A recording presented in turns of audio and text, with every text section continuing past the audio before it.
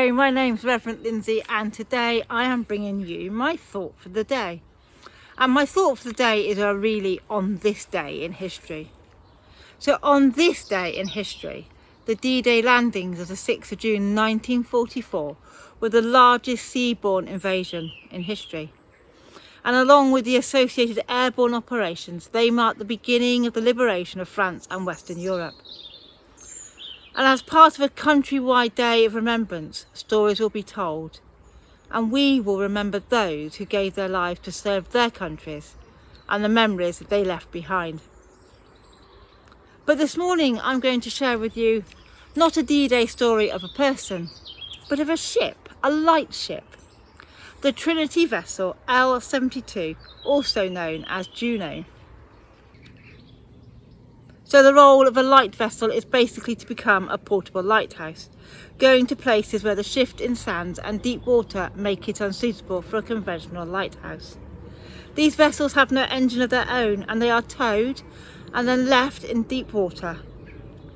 Their anchors are dropped and they are left exposed in the vastness of our oceans to do their job of guiding shipping.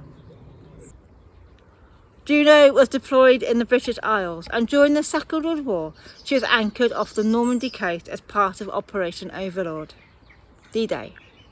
Her role was to be a beacon and mark the mine-swept shipping channels on the approach to the Mulberry Harbours. She was guiding the way for all shipping, a single beacon, a shining light on what must have been a very, very dark time in history. Yet in the darkness, those who crewed this bright red vessel with no means of propulsion held a quiet, bold light that shined outwardly across the English Channel into the darkness of war. The light this little vessel shone outwards was an aid to navigation, a light seafarers could trust, and a light that gave a guiding glimpse of hope in the dark days. There must have been many moments during D-Day where seafarers thought they would never see home, families and a familiar light they can trust. And as we well know, many never did live to see the day when the light pierced the shadows of war and peace brought new hope and beginnings. It's hard writing this thought for the day, on this day in history, writing about a war to end all wars, when we know that wars continue to rage across Europe and the world today. Yet, as Christians, we are rooted and guided by a light of hope, the light of Christ. And we know this is the light we follow. It's trustworthy, it never fades, and the darkness cannot overcome it. Some call the light God, Jesus. Others might speak of it as the divine, the holy, the mystery. Others understand it as a power of resurrection. The prophet Isaiah spoke of it as the Spirit of the Lord bringing good news, binding up the broken-hearted and comforting those who mourn. In the Revelation to John, it is that one seated at the throne saying, "See, I am making all things new." It is all these things and many, many more. Many believe that God dwells in each of us, and everyone has the capacity to feel, express, or respond to love and the light of another.